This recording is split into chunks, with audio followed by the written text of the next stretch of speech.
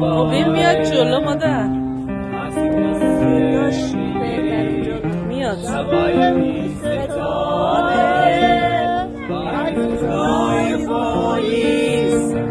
چشم را نشسته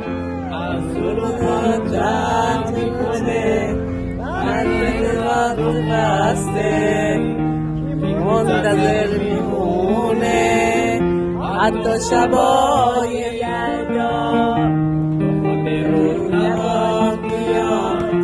شب لیل فردا